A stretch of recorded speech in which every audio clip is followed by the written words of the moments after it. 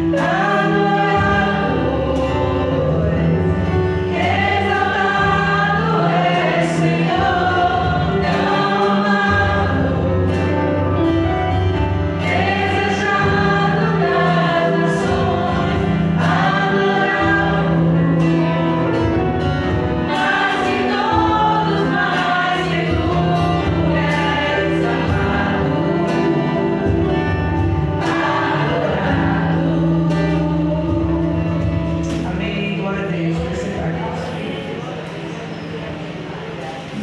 Hoje nós não temos visitantes, nós temos nossos irmãos, né? O nosso pré-eleitor, o Pai Fiel, bênção de Deus está aqui com a gente. Né? Para a gente, uma alegria tê-los aqui, viu? Paje e sua princesinha Rívia, né? Obrigada, viu, Rívia, porque você vindo, Ana Clara veio, manhã veio, volte mais vezes. Como é que a gente diz precisa mais?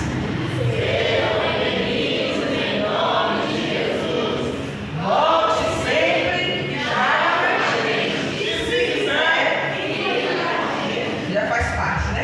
Das nossas vidas. O momento dos ouvintes.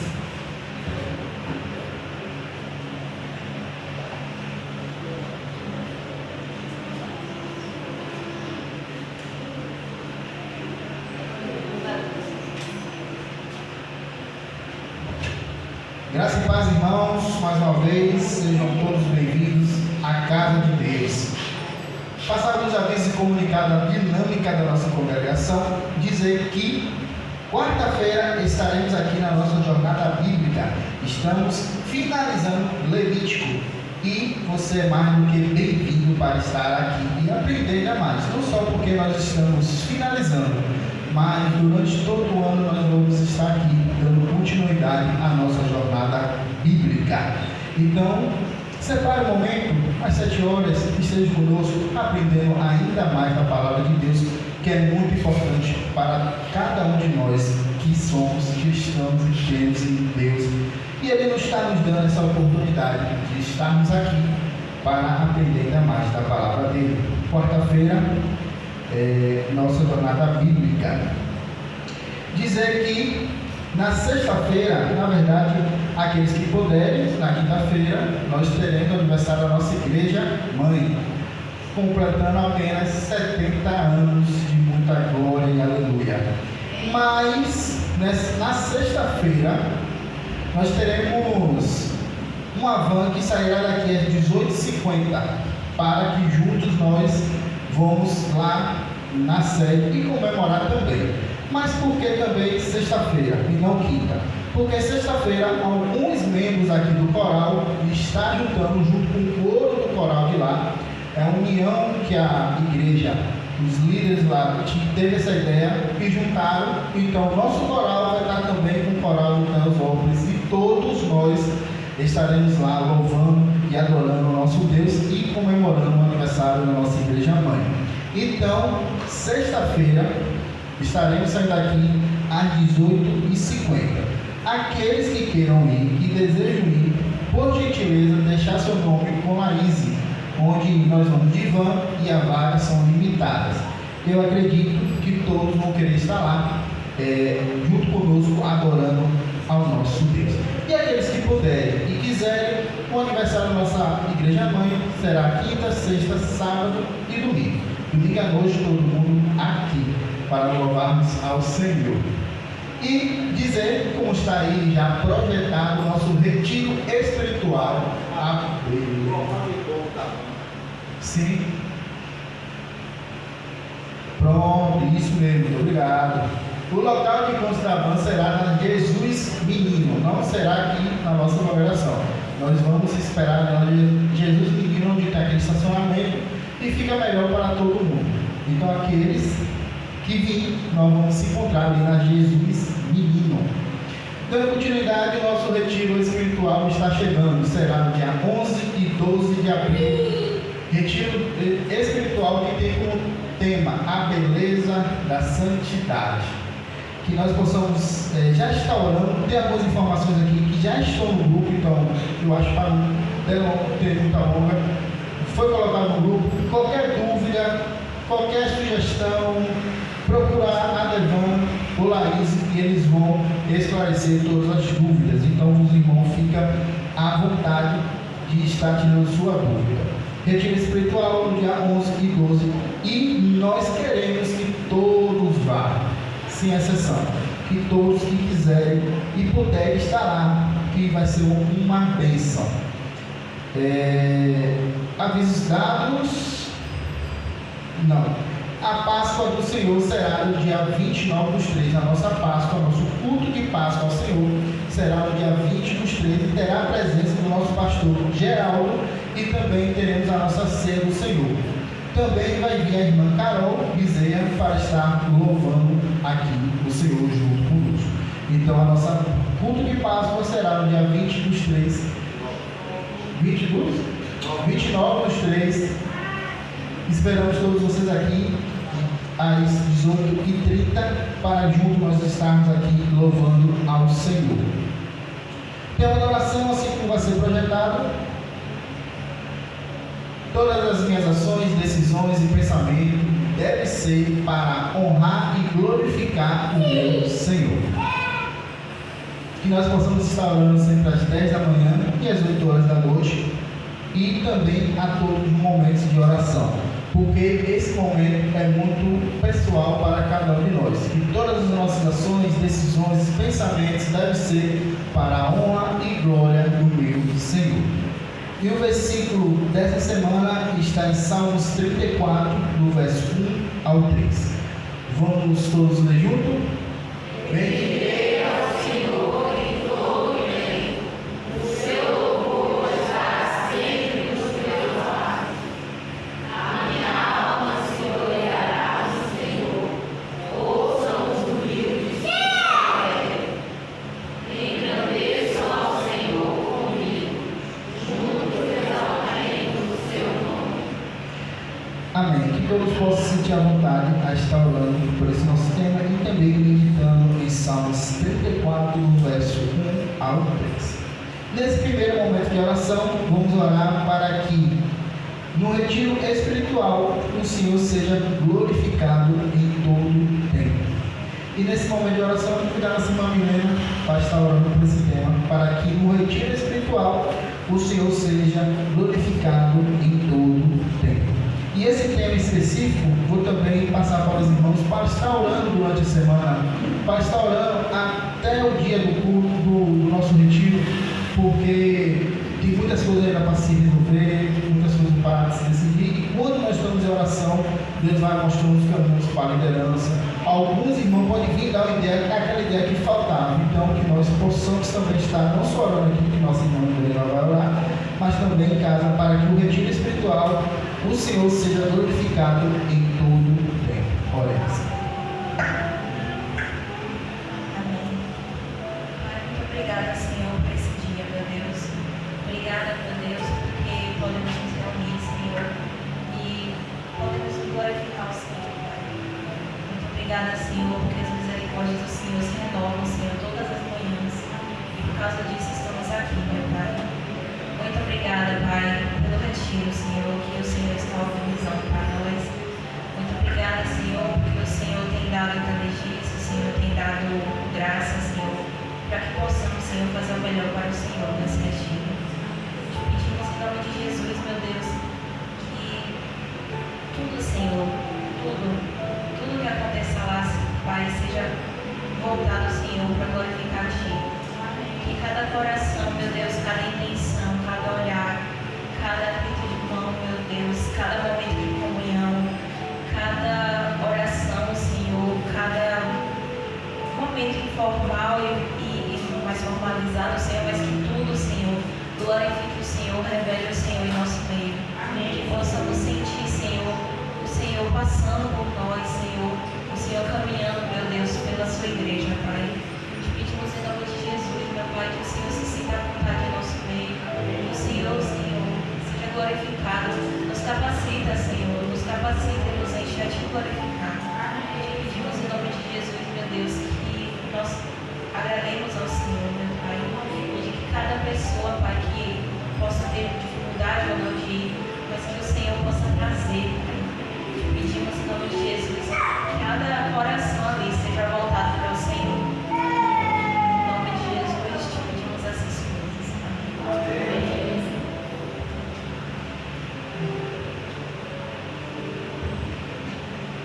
Vamos ler a palavra do Senhor, está lá em Salmos 95, nos versos 3 ao 6.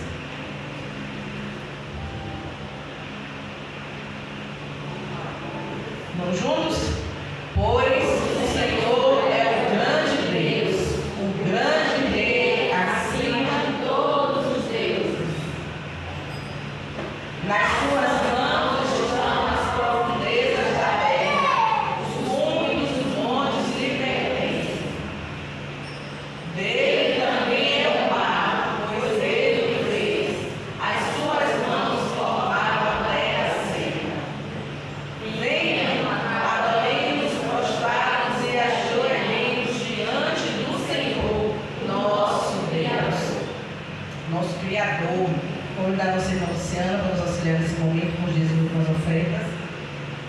E vamos louvar o Senhor.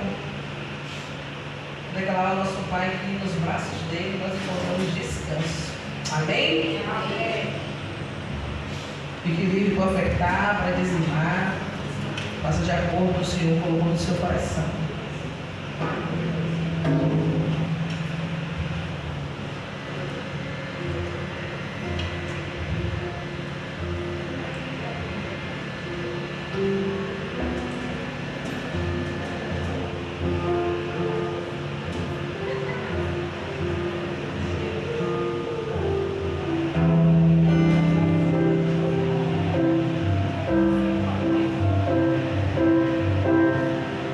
Seguro estou nos braços.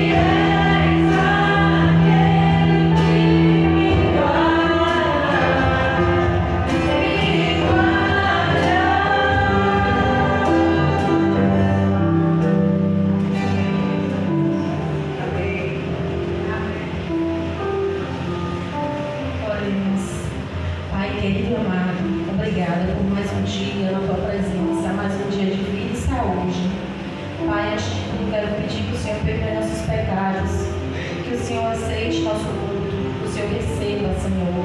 Receba isso nas suas narinas com cheiro agradável, Senhor. Esse momento de adoração, de dedicação ao Senhor, de rendimento, Senhor. Pai, em nome de Jesus, nós queremos agradecer, queremos te pedir ao Senhor que abençoe esses dízimos, essas ofertas. Que o Senhor multiplique, que o Senhor abençoe cada um também. Que o Senhor abençoe, que o Senhor mude a condição financeira de cada um que precisa ser mudado, que o Senhor melhore, que o Senhor nos abençoe, que o Senhor esteja sempre, Pai, diante de tudo, com tudo, Pai, recebendo, movendo o seu povo, orientando o seu povo e abençoando também, Senhor. Nós pedimos porque o Senhor é o Deus provedor, o Deus do da parada, o Deus que é cheio de misericórdia, de bondade, o Deus que não olha se nós merecemos ou mesmo assim o Senhor faz, porque o Senhor é bom, porque o Senhor é misericordioso. Obrigada porque o Senhor nos ama, como nós somos tão errantes, Senhor, tão pecadores. Obrigada pela segunda chance, obrigada porque o Senhor sempre nos chama para perto do Senhor. Que a misericórdia de nós, Senhor, quando nos afastamos, quando nos friamos, quando estamos com preguiça, quando estamos botando empecilho para falar com o Senhor, para ler a tua palavra, para se aproximar, Pai, em nome de Jesus, nos dá discernimento espiritual para todas as coisas. Pai, em nome de Jesus, Pai, nos mexe, nos futuca, Pai, nos balança, Pai, nos move, mas não deixa a gente se afastar do Senhor, em nome de Jesus, Pai. Pai, não há vida longe de Ti. Em nome de Jesus, nós declaramos dependente totalmente, Pai, da Tua presença, do Teu cuidado diário. Nós pedimos que o Senhor nos fortaleça na fé, em nome de Jesus. Amém. Glória a Deus. Vamos levar o Senhor que está lá em Salmos 90, Salmos 34, do 1 ao 8. Bendirei ao Senhor em todo o tempo. O seu louvor estará sempre nos meus lábios. A minha alma se gloriará ao Senhor. Ouçam os humildes e se alegrem. Engrandeçam ao Senhor comigo. Juntos exaltemos o seu nome. O seu Senhor, Ele me respondeu. Livrou-me de todos os meus temores. Os que olham para ele estão radiantes de alegria. O rosto deles jamais mostrará decepção. Este homem clamou e o Senhor ouviu. Ele me livrou de todas as suas tribulações. O anjo do Senhor acampa ao redor daqueles que o temem e os livra. Provem e vejam como o Senhor é bom. Bem-aventurado o homem que nele se refugia. Amém. Glória a Deus. Antes da gente louvar, eu queria só compartilhar com a igreja algo simples que eu vivi hoje, mas eu aprendi com o Senhor ali na rotina, né? No cotidiano. Às vezes a gente quer ouvir a voz de Deus nas grandes coisas, né? Imaginando que a gente tem que fazer isso ou aquilo para ouvir. Mas o Senhor está o tempo todo falando com o seu povo. Ele está o tempo todo ministrando alguma coisa. O Espírito dele, que é vivo, está dentro da gente. Ele não dorme, ele não se cansa, ele não descansa. E eu tive um problema lá em casa com a água, desde ontem. A bomba deu um problema. E na minha casa, para ter água no tanque, a gente precisa até a bomba para a água subir, não a água que cai direto no tanque. E ontem a gente não estava em casa e hoje foi um dia puxado. A gente foi almoçar, já era mais de 2 horas. Porque eu tinha que fazer comida e Anselmo estava lá envolvido no conserto dessa bomba. E Luísa, né, que é a minha filha mais velha, ela não sabe, estava na minha casa, foi almoçar lá hoje. E todas as vezes que eu me agitava, eu dizia, meu Deus do céu, eu preciso terminar essa comida. E me veio à mente, mas tem água. Não tem água no tanque do jeito que eu gostaria, mas tem água. O essencial tem aí. E isso me trazia paz. E eu falei com o Senhor, Senhor, das nossas vidas é assim. Se tem Jesus, o resto. Né? Às vezes a gente se agita diante das situações situações diversas que acontecem nas nossas vidas, mas a gente precisa parar e pensar. Se tem a presença da água, da fonte da água viva, que é Jesus, é suficiente. E ao mesmo tempo eu queria me agitar, e eu dizia, Jesus amado, o céu não vai ficar pronto, não, está lá embaixo. E eu ia vou dizer, o céu desce nos meus balanços, vamos a gente resolve isso. E ele dizia, peraí, então vamos resolver. E eu tinha assado um pãozinho lá, e eu ia lá brincar com as meninas e dizia, olha, para quem estava tão pãozinho de queijo, vocês comam aí, aguardem, 10 minutos, 15 minutos. E eu sei que nessa brincadeira já era 2 horas da tarde, mas eu não me agitei, eu queria que adiantasse o processo, mas ao mesmo tempo eu estou pensando nisso, mas tirava. Sabe, tem a presença de Jesus, é isso que importa. Né? Eu queria compartilhar algo simples, mas de extrema importância, né? Que a gente pense diante das diversas situações. Se tem Jesus, as outras coisas, amém? Ele acrescenta de acordo à vontade dele. Te convidar a ficar de pé. Nós vamos agora declarar que esse Cordeiro, esse Jesus, que é essencial, é santo, santo, santo, todo-poderoso. Ele é aquele que era, que é e que há de vir. A gente precisa crer nessa verdade. Jesus vai voltar. Amém? Quantos creem que Jesus vai voltar? Diga amém, glória a Deus, ele vai voltar. Estaremos aqui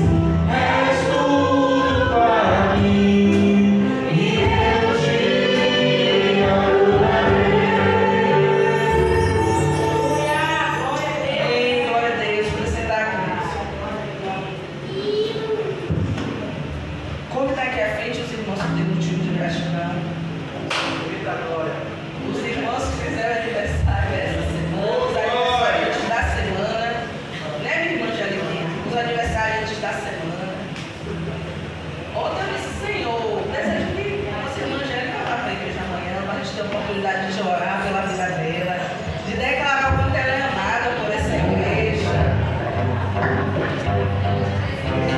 Angélica é vontade de Deus para as nossas vidas, amém? A gente vai fazer com a minha mãe. Vamos lá, para ficar de pé, a gente vai tentar fazer a nossa vida. As crianças podem se aproximar também.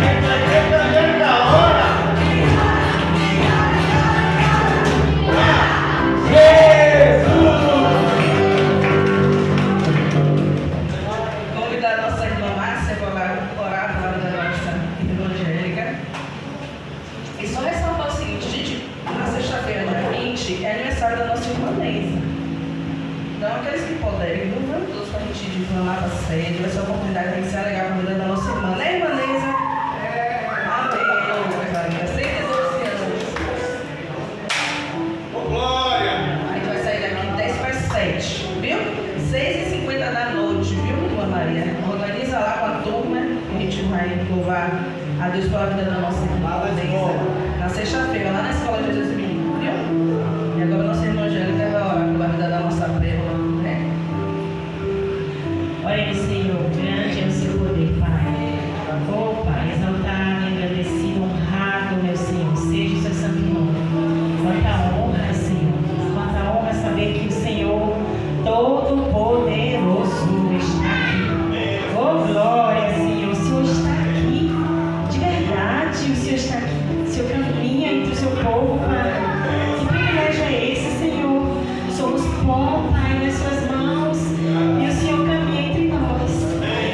Quanta alegria, meu Senhor, quanto privilégio. Nós estamos louvando para o Senhor. Queremos agradecer, meu Senhor, pela vida da sua serva, Jesus. Queremos agradecer porque o Senhor se faz presente nela e através dela, meu Deus. Porque ela emana um bom perfume que vem dos seus átrios, meu Pai. Então, no nome de Jesus, Senhor, contempla os desejos do coração dela, Senhor. Não antes de que ela se deleite em Ti, meu Pai. Permita, Senhor, que ela se deleite no seu poder, na sua majestade, que ela se humilhe diante de Ti, meu Pai. Permita, Senhor, que ela se dobre, meu Senhor, e que ela perceba que ela é por causa do Senhor. Em nome de Jesus, meu Pai, queremos colocar nos seus atos também as pessoas que estão ao redor dela, as pessoas pelas quais ela dobra o seu joelho, meu Senhor. Queremos colocar, Senhor, todos aqueles momentos que o Senhor está com ela ali no secreto, Deus, que o Senhor conheça também, meu Pai. Aquele monte, aquele enorme quantidade de lágrimas que o Senhor já colheu e já colocou no seu recipiente, meu Pai. Então, em nome de Jesus, Senhor, vai tirando pelo que não te agrada, vai triturando ela, Senhor, transformando sua serva naquela serva, Pai. Aquela que o Senhor diz em quem me comprazo. Em nome de Jesus, agradecemos por isso, meu Pai. Queremos agradecer pelas bênçãos celestiais espirituais em Cristo Jesus, que o Senhor vem derramando aqui na vida dos seus servos, Pai. Daqueles que estão sentados e daqueles que se levantaram, meu Pai. Daqueles que estamos aqui agradecidos, Senhor. O que é isso, meu Deus? Quantas bênçãos, Senhor. Nós não temos noção, meu Pai, do que são as outras que nós nem lembramos, meu Senhor. Então, em nome de Jesus, Pai, que o Senhor esteja aí, em todos os momentos, Pai. Naqueles momentos de dor, naqueles momentos de angústia, Pai, de decepção, Senhor. Sua palavra diz que a gente não tem que se decepcionar. Então, vem, Senhor. Maranata, Senhor. Vem, meu Pai, nos transforma para esperar o Senhor. Sua noiva perfeita. Vem para aquele belo casamento, Senhor. Estamos esperando, meu Senhor. Nós somos sua noiva e queremos estar lindas, Pai. Nossa vida é toda sua. A sua noiva te espera, Senhor. Em nome de Jesus, consagra no seu altar as crianças, Pai, que estão aqui, que são poucas hoje, mas que já foram muitas e que serão muito mais. Essas crianças que o Senhor conhece muito bem, meu Senhor. Então, no nome de Jesus, vai tratando elas, Pai, tratando o coraçãozinho de cada uma delas, tratando seus pais, seus familiares. E no nome de Jesus, consagra, Pai, consagra essa igreja para pregar o Evangelho a toda criatura. Para o louvor tão somente da tua glória, no nome de Jesus. Amém. Assim, Senhor, nós estamos aqui. Sua serva lembrou que o seu servo veio dali, da outra dimensão, para essa dimensão, para que o Senhor possa prepará-lo, meu Senhor, para que ele possa nos alimentar com a sua palavra, Senhor. Nós estamos à sua disposição, nos usa nossa inteligência, usa nossa sabedoria, transforma essa inteligência, transforma essa sabedoria no que vem de ti. E ajude, Senhor, seu servo Pagiel, para que ele possa transmitir de uma maneira simples, de uma maneira transparente, de uma maneira singular, o que vem de seus atos para cada um de nós, em nome de Jesus. Amém.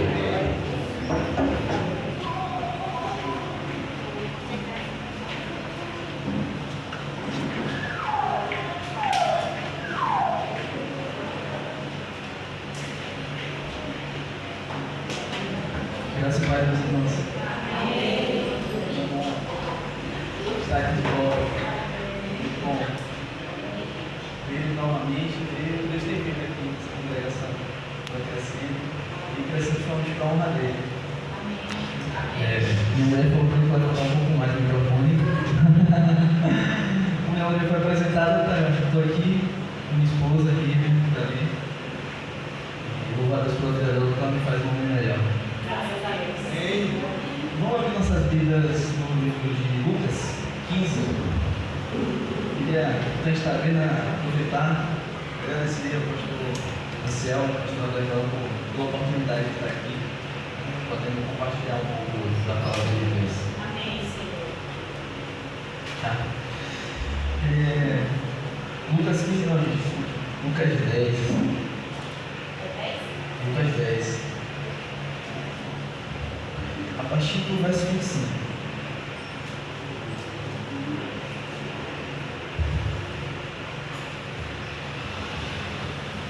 Amém? Então, em certa ocasião, o perito da lei levantou-se para pôr Jesus à prova e lhe perguntou: Mestre, o que eu preciso para herdar a vida eterna? O que está escrito na lei, respondeu Jesus. Como você a lê? Ele respondeu: ame o Senhor, seu Deus, de todo o seu coração, de toda a tua alma, de todas as suas forças, de todo o seu entendimento, e ame o seu próximo como a si mesmo. E Jesus disse: você respondeu corretamente, faça isso e viverá. Mas ele, querendo justificar-se, perguntou a Jesus: quem é meu próximo? Em resposta, Jesus disse: um homem descia de Jerusalém para Jericó quando caiu nas mãos de assaltantes.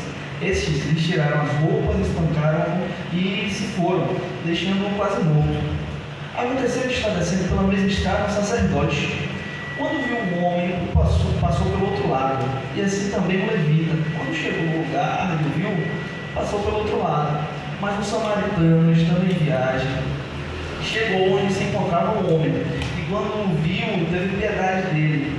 Aproximou-se, enfaixou-lhe as feridas, derramando nela vinho e óleo. Depois colocou-o sobre o seu próprio animal, o levou para uma hospedaria e cuidou dele.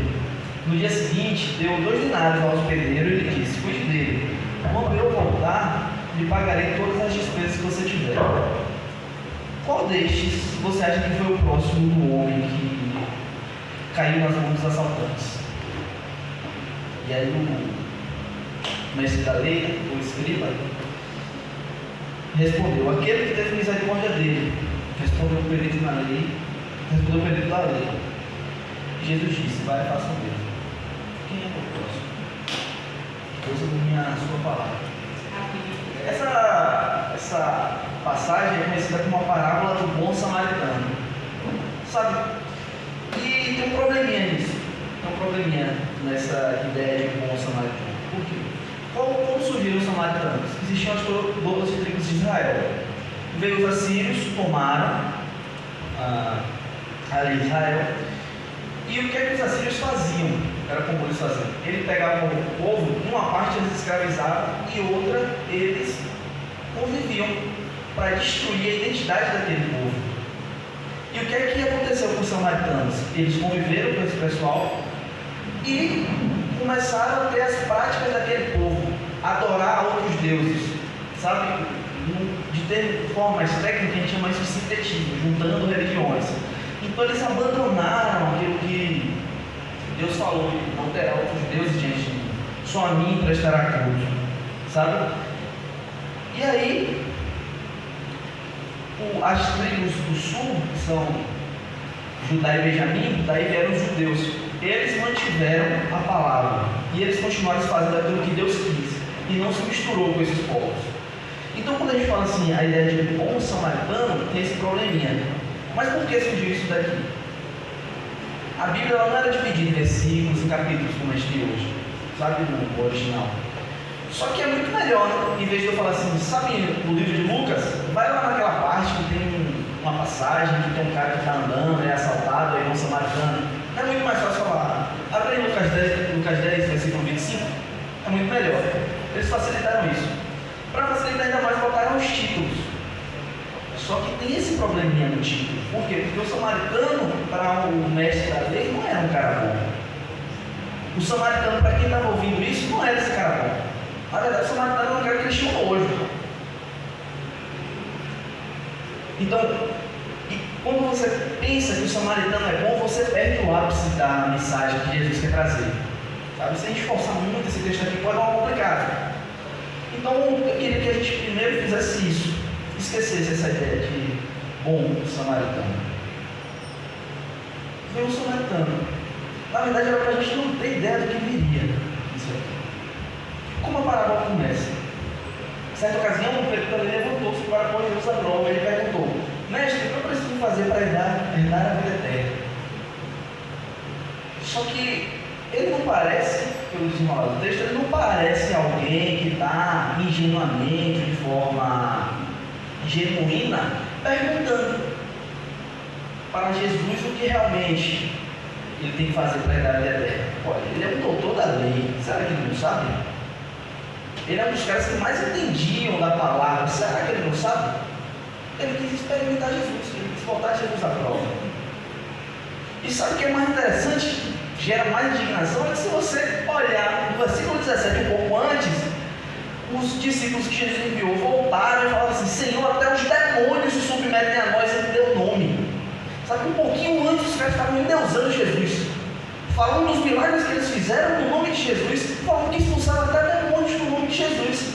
Aí vem um cara desse, fez isso tudo, e fala: bora ver se eu sou bonzão mesmo. Me fala aí o básico da lei, eu quero ver se você sabe. Ele começa assim: eu não sei se você já teve a oportunidade de ser desafiado, sabe? Eu já tive. E geralmente, quando a gente é desafiado, a gente quer dar na mesma moeda. E quem somos nós? A gente não é nada, velho. Aí vem Deus, tipo assim, sabe, o universo, ele é o dono, ele fez tudo. Ele quer Deus, o Senhor do universo.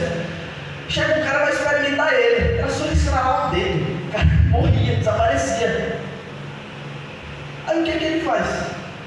Ele, de forma humilde, talvez até doce, ele vira para o cara e fala assim: o que é que está escrito na lei? Como você a vê?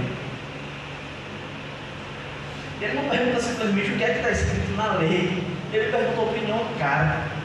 Como você a vê? Como você observa ela? Talvez a primeira coisa que Jesus quer fazer aqui é mostrar que ele, sendo Deus, agiu com humildade. Amém. diante de uma provocação injusta. Ele que podia requerer para si qualquer glória, qualquer honra, ele preferiu ser ofendido e não ofender de volta.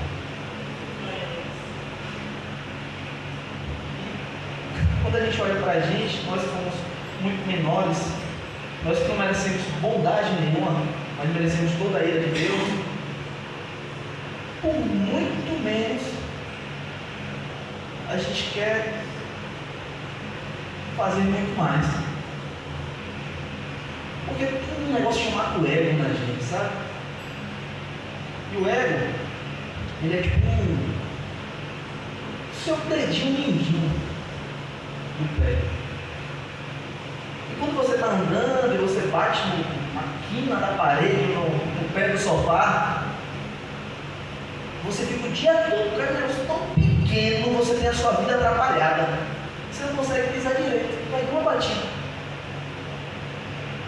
Uma coisa que não faz diferença. E o nosso ego é assim. É uma coisa que não faz diferença. Mas a gente fica dando espaço a ele. Quando a gente olha para aquele que nós dizemos ser o nosso exemplo, ele faz diferente. E por que a gente não faz igual a ele pelo nosso exemplo? Porque a gente fica buscando glória, a gente fica buscando holofotes, ou fica buscando ter a razão, está certo. Porque se tem uma coisa que Jesus poderia ensinar a lei, a esse cara era a lei. Porque enquanto Moisés foi o portador da mensagem, Deus foi quem deu a mensagem. Glória a Deus. Mas ele continua assim. Tá. O que é que está escrito na lei que você vê? Aí a gente vê que o cara realmente estava querendo tirar onda, sabe? Com a cara de Jesus.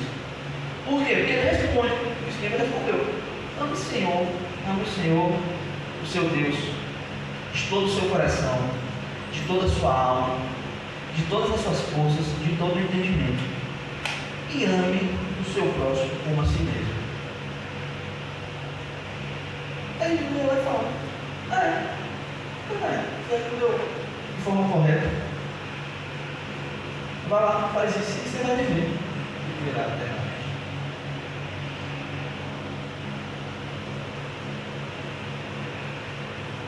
Se esse cara sabia, por que ele perguntou? Ele sabia. E aí Jesus, ele poderia simplesmente indagar o cara nesse momento. E falar assim: então você sabia. Por que você perguntou? Não, ele só fala: continua comigo. Então, tá bom. Faz isso e você vai viver. Não é isso? É só fazer isso. Aí o texto vem e deixa claro que ele estava querendo botar Jesus contra a parede. Assim, mas ele, querendo justificar-se, perguntou a Jesus: quem é meu próximo? Aí é que Jesus começa. Você sabe o que é o mais legal de Jesus? É que ele não tem esse perfil de dar resposta na lata, sabe? Pronta. O que é isso? É só isso? Não. Jesus, ele abre margem para a gente pensar. Ele não quer que a gente seja aquele seguidor que faz preto no branco, branco no preto. Não. Ele quer que a gente olhe as coisas e reflita. Porque nem tudo na palavra de Deus é preto no branco. Ela deixa margens para alguma coisa. É engraçado, estava numa pregação, o pastor fez esse tipo de comentário, foi nossa interessante. É que se você abrir Provérbios, vai ter um momento que vai falar assim: não responda ao tolo. Não responda ao tolo. Aí você vai continuar lendo o versículo seguinte. No versículo seguinte, logo imediatamente ele fala: responda ao tolo na medida da sua tolice. É para não responder ou é para responder? Eu não estou entendendo. Por que isso? Porque Deus, ele não quer discípulos que seguem algo meio rígido, sabe, meio duro. É só isso e pronto. Não. Ele quer que a gente reflita sobre as coisas. Ele quer que a gente pense. Ele quer que a gente faça por amor. Então é por isso que Jesus ele não fica dando resposta dura, ele faz a gente raciocinar. Ele não responde respostas, ele lida com questões. Porque nem tudo pode ser respondido de forma fácil. Ele quer que a gente entenda isso. E ele começa. Em resposta, Jesus diz: um homem desceu de Jerusalém para Jericó, quando caiu nas mãos de assaltantes. Estes lhes tiraram a roupa, espancaram e se foram, deixando-o quase morto. O que é que esse homem fez de errado?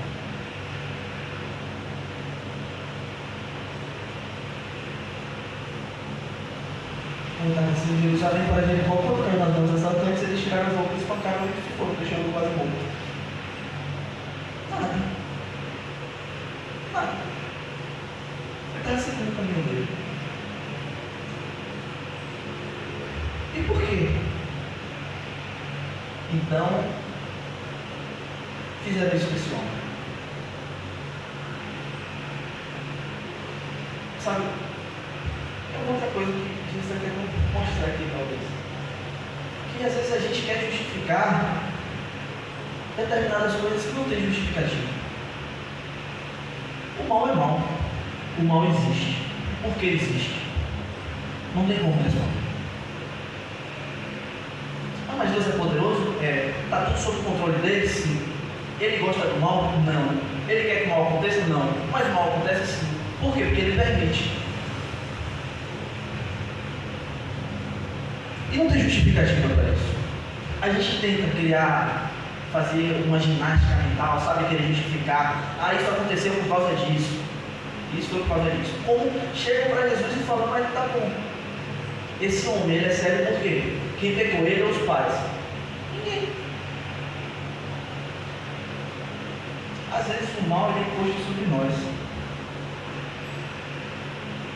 E a gente só tem que aceitar. E saber que, embora esse mal esteja acontecendo, a gente tem um Deus que diz que é bom. E vai estar com a gente. E a única coisa que vai nos restar é essa promessa. Isso não é algo pequeno, é algo grande. E se a gente fala que Deus está conosco, isso basta para a gente. Às vezes a gente quer justificar coisas que não precisam de justificativa. Mas que bom que às vezes a gente quer justificar coisas que não precisam de justificativa, porque essa parábola começou com esse homem que quer se justificar. Isso deu margem para Jesus poder trabalhar essa questão. Só que tem um detalhe também. Quando esse homem pergunta assim, quem é o meu próximo? Às vezes a gente fala, nossa, que pergunta boba, né? Que pergunta, sei lá, meio besta, só meio burro, não sei. Só que acontece que na tradição desses caras, dos chamados mestres da lei ou dos judeus em si, existiam algumas correntes de pensamento, né? Dentre elas, quando eles iam falar sobre o próximo, existia uma variação. Alguns achavam que todo mundo era seu próximo. Outros achavam que só aquele que seguia o judaísmo era o seu próximo. E você tinha gentios que seguiam também o judaísmo, esse também era o próximo. Outros já iam dizer que só os judeus, nascidos judeus, eram seu próximo. Outros iam chegar a dizer que, algumas linhas dos fariseus iam dizer que só o fariseu era o próximo do fariseu. Então é por isso que esse homem fala, tá, mas quem é teu próximo? E Jesus começa. E aí a gente está achando que esse cara aqui, que foi assaltado, que foi debilitado de algum modo, a gente começa a pensar assim, esse cara aqui é o próximo que Jesus quer falar, né? Só que a gente vai perceber que não. Não é essa a ideia que Jesus quer trazer, não. Jesus ele vai dizer, vai falar sobre esse cara para trazer uma situação, para a gente entender quem é o nosso próximo. O que acontece? O que acontece? Eles espancaram e aconteceu de estar descendo pela mesma estrada um sacerdote. Quando viu um homem, passou pelo outro lado. Quando a gente vê que a estrada era de Jerusalém para Jericó, tudo indica que esse sacerdote estava no templo. Ele estava voltando do templo para sua casa. Era comum que os sacerdotes passassem muitos dias lá no templo de Jerusalém para depois voltar. Às vezes eles estavam voltando com dinheiro para pagar as contas de casa. Às vezes ele deixou a esposa, deixou os filhos lá, deixou sua família, porque ele estava sozinho.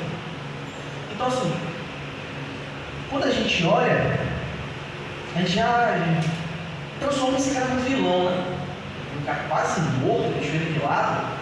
Só que tem um outro detalhe importante. Com quem é que Jesus está falando?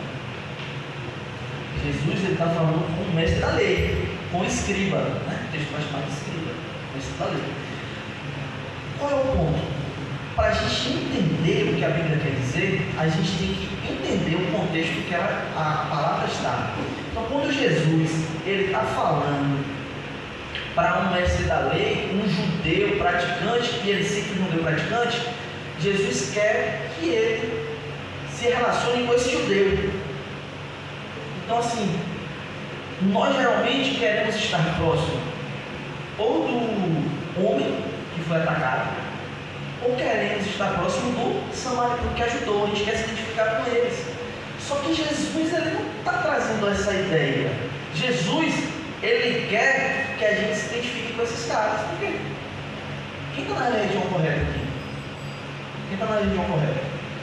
Todo mundo, né? A única religião correta aqui é o cristianismo. Esse judeu, teoricamente, não estava na religião correta. Então ele está muito mais próximo dele do que do samaritano, que tinha vários deuses, cultuava vários deuses. Não. Então, o que Jesus está querendo que a gente olhe é para esse cara. A gente é parecido com ele. Então, beleza. Ele estava no templo, fazendo aquilo que Deus mandou ele fazer como sacerdote. Beleza. Voltando para casa, muito provavelmente para encontrar sua família, que há tanto tempo estava longe dele. E ele tinha que pagar as finanças de casa. Um homem que paga as finanças de casa, volta para casa para financiar a sua casa, ele está fazendo a coisa certa. Tem mais um ponto. Ele viu o homem quase morto, né?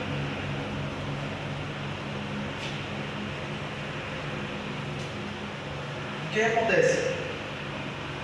No original, o que o texto quer trazer? Quer trazer a ideia de um cara que estava desmaiado. Para a pessoa saber se ele estava morto ou não, ele teria que mexer na pessoa. Porque ele estava num estado tão degradante, deitado, que ele não saberia dizer de fato se está vivo ou não. Ele precisaria tocar, precisaria chamar. Mas tem outro detalhe. Se esse homem está morto e ele toca nesse homem, o que a lei diz? Se toca no defunto, ele tinha que ficar 7 dias afastado, por conta da impureza cerimonial que ia causar. Ele já estava longe da família, sem ver os filhos, e tinha que ver pessoas para pagar as coisas da sua casa. Como é que ele ia ficar 7 dias, mais 7 dias longe? Como assim? Ele tem desculpas razoáveis para não falar com esse homem,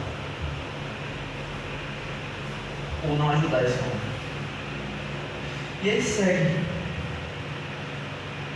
E assim também, um levita, quando chegou no seu lugar, ouviu, passou pelo outro lado. O levita também estava vindo do tempo. Então a primeira coisa que o levita deve ter imaginado quando chega nisso aí, ele sabia que o sacerdote estava na frente. E o sacerdote seria hierarquicamente superior ao levita. Ele chega na situação, olha o corpo, e sabe que o sacerdote passa por ali. Ele olha e fala: se o sacerdote achou que por bem era melhor não ajudar esse homem, e ele é meu chefe, eu não tenho motivos plausíveis para ajudar esse homem não. Se ele é o cara sábio, ele é o cara que entende, ele é o cara que vai até Deus, e ele não fez isso, quem sou eu para dizer que eu posso?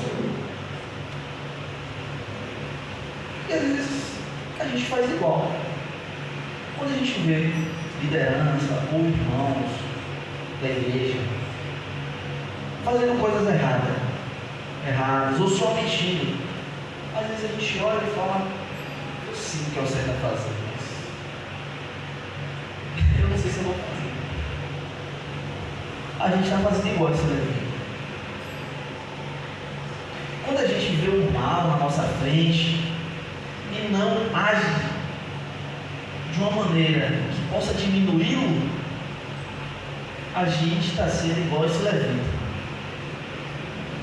Quando a gente percebe o sofrimento de alguém e não ajuda, porque não quer ou porque outras pessoas não ajudaram, a gente está sendo igual esse Levita. Só que é muito fácil a gente olhar para esses caras e julgar. É muito fácil a gente olhar para esses caras e dizer que nós faríamos diferente. Mas quando a gente vive, a gente faz igual. Só que a gente suaviza, diminui. Porque ele não estava morrendo. Não estava morrendo, mas até quando? Sabe o que é interessante? Jesus ele traz a ideia do sacerdote. Né? A gente tem duas figuras grandes, digamos assim, que é o sacerdote e o levita. O sacerdote e o profeta. Qual a diferença do sacerdote e do profeta? Geralmente, para facilitar, a gente faz assim: o profeta era Deus vindo ao tempo, às pessoas, porque o profeta trazia as palavras de Deus. O profeta trazia as palavras de Deus. O sacerdote representava o povo e ele ia ao encontro de Deus. Então, o profeta é Deus vindo ao povo e o sacerdote é o povo indo a Deus. Então, quando a gente vê essa figura do sacerdote, é aquele cara que vai a Deus. Esse cara, ele falhou. Ele precisou ajudar o necessitado. E o levita a gente geralmente pensa, o levita é aquele cara que toca, que canta, né? Mas não, o levita era tipo o zelador. Sabe quando ia ter o sacrifício, que o animal fazia suas necessidades, quem limpava era o levita. Quem varria o templo era o levita. Então, enquanto o sacerdote era o homem que servia indo a Deus, o levita era o homem que servia indo ao outro homem, porque ele servia à comunidade. E ele também falhou.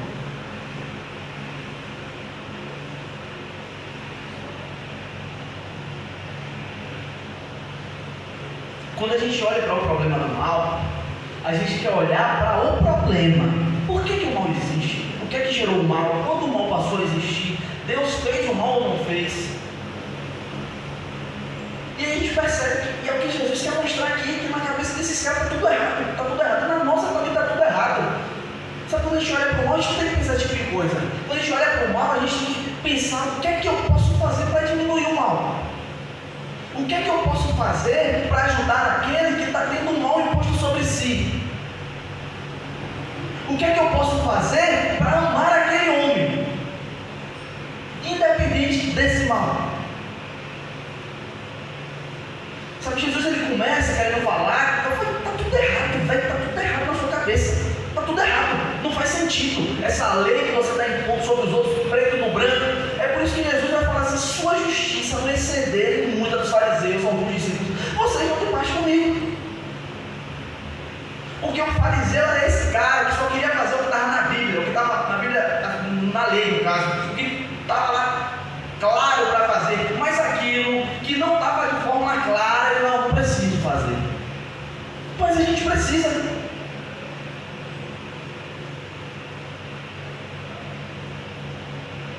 Porque tudo que está aqui está correto. Mas nem tudo que está aqui está posto de maneira detalhada para a gente conseguir fazer as nossas vidas. Então a gente precisa raciocinar e fazer além do que está posto. E para Jesus está dizendo assim: vai, está tudo errado, está tudo errado. Você começou errado, você chegou no meio errado, você terminou errado. Você até sabe que se você seguir as leis, amar Deus acima de tudo e amar o próximo como a si mesmo, aí você vai para o céu, é isso aí. Mas como você vai fazer isso? está na letra, porque a letra vai matar e o Espírito é que vai vivificar. E aí, Jesus segue.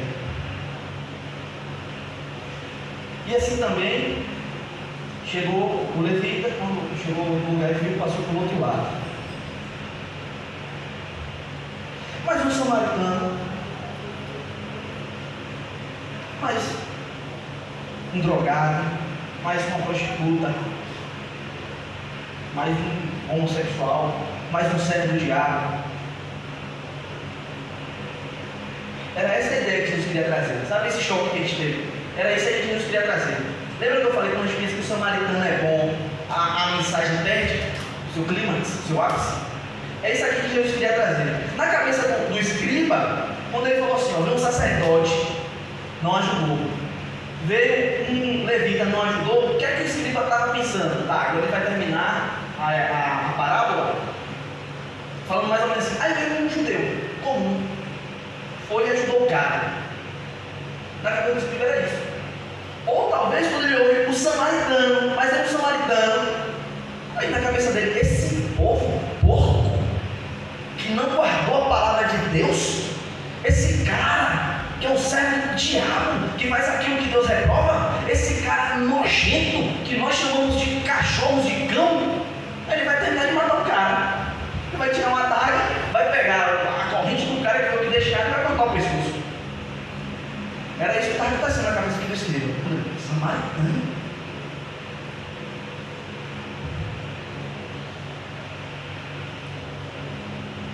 E aí vai. Mais um samaritano, estando de viagem, chegou onde se encontrava o homem. E quando viu, teve piedade dele. Esse samaritano também estava em viagem. Devia estar longe da sua família, longe dos seus filhos. Talvez a família também estivesse precisando dele. Só que ele agiu diferente. Sabe o que o samaritano percebe?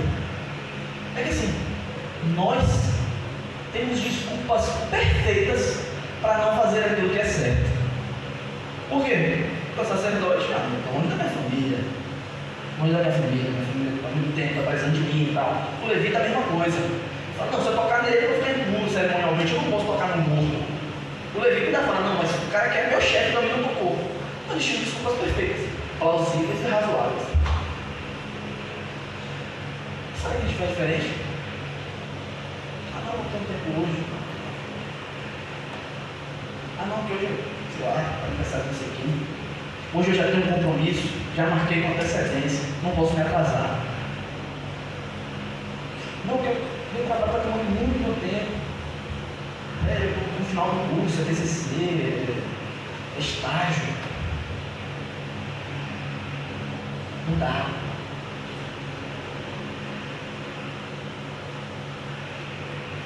A gente segue. A gente segue. Deixando de fazer o bem. A gente segue anestesiado. Fazendo aquilo que o diabo adora. A melhor forma do crente ser enganado não é ter uma vida contrária à palavra de Deus, não. A melhor forma do cristão ser enganado é achar que está vivendo conforme o Evangelho manda e fazer diferente daquilo que deveria ser feito. A melhor forma do crente ser enganado é ele achar que é um sacerdote que vai até Deus no tempo, mas na sua vida cotidiana não expressar Cristo através daquilo que ele faz.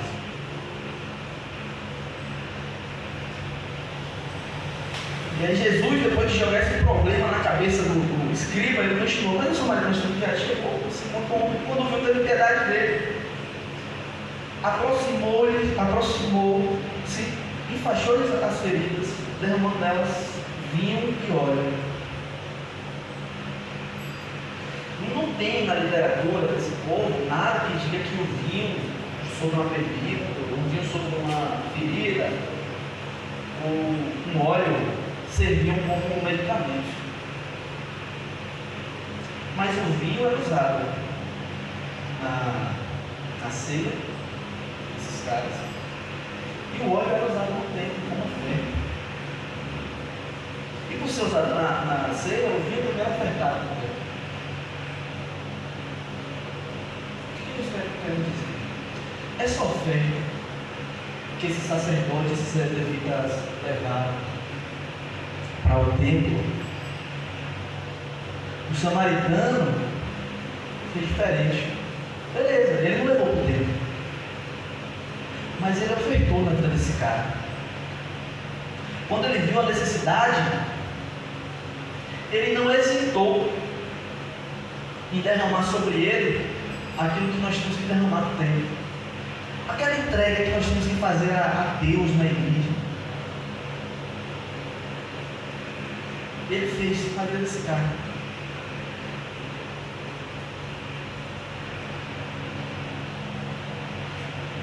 E o texto continua. Depois colocou sobre o seu próprio animal, o levou para uma hospedaria e cuidou dele. Ele chegou no cara, tocou o cara, tirou do chão, botou no próprio animal. Não faz diferença se ele ia ficar impuro cerimonialmente. O que é pior? É melhor que o homem morra? É melhor que o homem morra? Para eu chegar 10 minutos mais cedo em casa?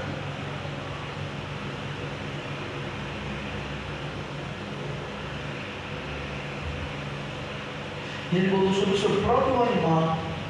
Possivelmente, o que Jesus quer dizer quando faz isso? Que geralmente nos animais tinha algum lugar, né? Dava um bom uma criança. Talvez esse homem foi andando levando esse animal. Para esse cara, quem é esse cara? Quem é? Não sei. Jesus faz questão de não citar o nome, sabe por quê? Porque esse cara é um qualquer. Esse cara é um cara que ninguém faz diferença. Se ele está lá ou se ele não está. Aí precisou esse cara, que na cabeça desse escriba, desse sacerdote, desse levita, era um cara nojento, asqueroso, que não merecia nada além do nosso ódio. Aí esse cara foi lá e fez o que o Deus deles queria que ele fizesse. O que é isso? Isso aqui são as pedras clamando. Porque quando o povo de Deus não faz aquilo que Deus quer, as pedras clamam. E nós somos humilhados por causa disso. Porque fazer aquilo que Deus deseja não é um peso, é uma glória, é uma honra. E se eu repudio isso, Deus nos mostra que a vontade dele não vai deixar de ser feita. Só que nós não vamos mais poder ter a honra de participar daquilo. Por quê? Porque Deus não quis? Não. Porque nós nos recusamos. Porque Deus, Ele não quer servos que simplesmente seguem uma doutrina. Ele quer servos que se relacionam com Ele. E através desse relacionamento, a bondade de Deus seja expressa no mundo e na vida das pessoas que estão ao nosso redor. Mas não foi o que Deus fez. Além de tocar no cara, ofertar sobre a fidelidade, levar para uma hospedaria e cuidar dele. No dia seguinte, ainda deu 2 denários ao hospedeiro e disse assim: cuida dele. Porque quando eu voltar, eu vou pagar todas as despesas que você tiver. Ele não simplesmente prestou uma ajuda e largou o cara, sabe? Ele não simplesmente chegou lá e falou: a minha parte eu fiz, agora é com vocês. Não, ele se importou verdadeiramente com esse cara. Ele realmente quis que esse cara melhorasse. Ele falou assim: eu vou tirar do meu bolso se for necessário. Porque o que é mais importante?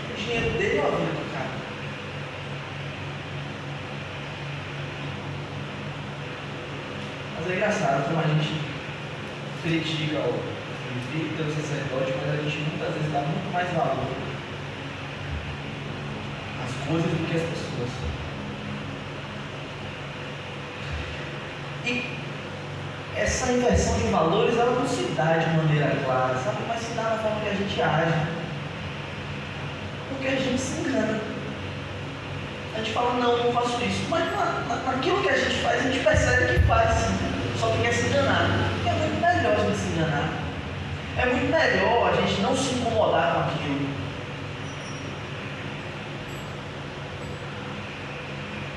Mas se a nossa vida não está trazendo algum tipo de incômodo, de duas uma, ou nós somos Deus e somos perfeitos, ou tem alguma coisa muito errada com a gente, que a gente não está conseguindo perceber o que a gente está errando.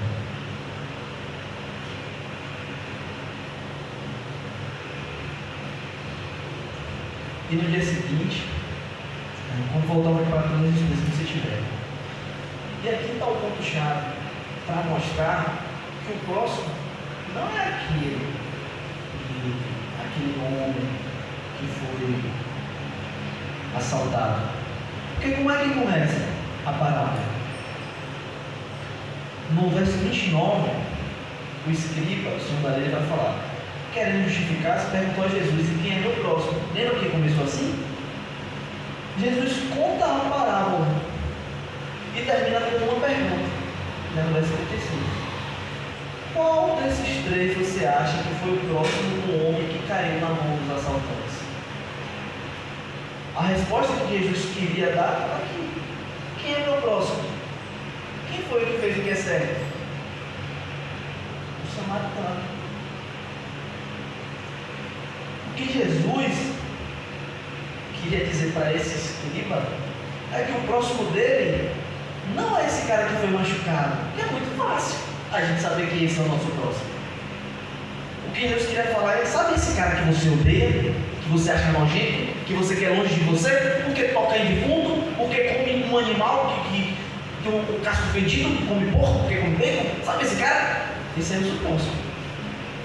Porque é muito mais fácil a gente ver um coitadinho, um cara que está passando por dificuldade e falar: não, esse aqui é meu próximo, eu tenho que ajudar. Mas aquele cara que a gente odeia, aquele cara que nos fez mal, aquele cara que nos magoou, aquele cara que nos entristeceu, esse cara aí é o nosso próximo. Aquele cara que por um motivo justo nós temos raiva, aquele cara que por um motivo justo nós queremos longe. O Evangelho também é para ele. Esse cara que eu odeio, ele é o meu próximo. Esse cara que me fez mal, ele é o cara que eu tenho que amar. Esse cara que me machucou, ele é que eu tenho que abraçar, ele é que eu tenho que tocar.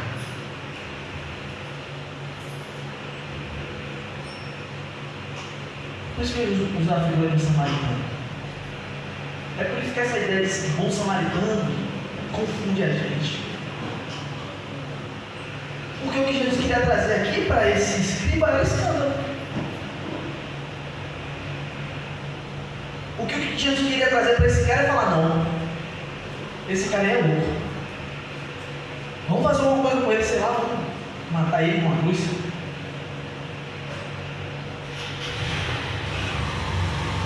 E quando a gente força muito esse texto, a gente pode gerar certo escândalo. Mas é um escândalo bom. O que o apóstolo Paulo vai dizer: que a sabedoria de Deus é loucura para os homens, para a gente não diminuir o escândalo do Evangelho. Que amar quem está precisando da gente é fácil. Amar quem a gente gosta é fácil. Mas amar aquele cara que a gente odeia, amar aquele cara que fez coisas horríveis com a gente ou com outra pessoa, a gente começa a chegar.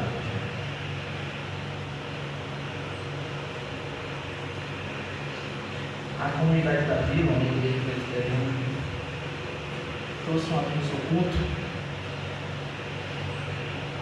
uma mulher que foi violentada pelo marido, mas bateu nela lá. Explicado. Ela deu testemunho dela, como ela foi acolhida pela igreja, como ela foi acolhida por nós homens.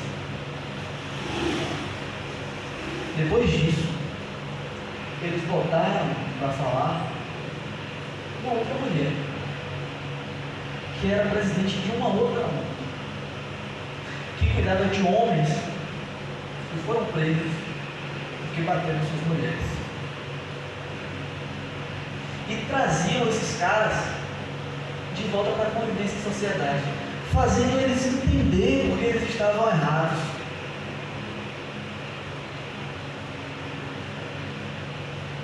Fazendo eles perceber que eles não devem mais fazer aquilo. Temos que olhar para amadurecer. Ver que o caminho precisa do Evangelho. Isso é mais difícil.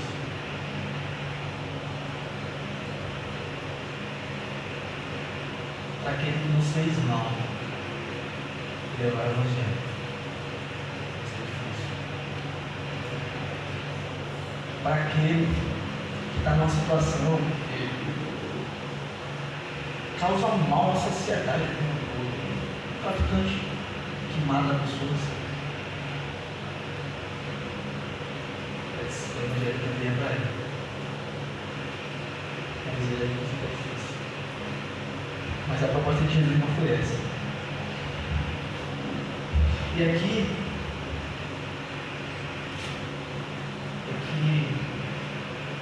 a história fica um pouco mais triste. Porque quando Jesus pergunta quem foi que fez esse bem, o que é que Jesus queria dizer? Jesus estava falando, vai falar samaritano. De tanto nojo que o tinha falado. Aquele que teve misericórdia. Para não dizer que o samaritano era o próximo tempo.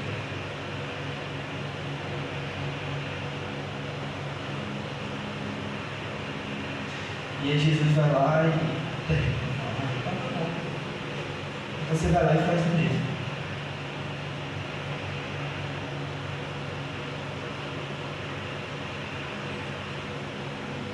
Esse escriba foi humilhado pelo samaritano. Muitas vezes nós somos os humilhados pelos servos do Cristo. E nós não queremos reconhecer a nossa humilhação. Quando a gente vê ateu fazendo caridade, a gente se pergunta, será que Deus pode operar com meus filhos? Ele não operou aqui. Mas por que ele operou? Porque os servos de Deus falharam.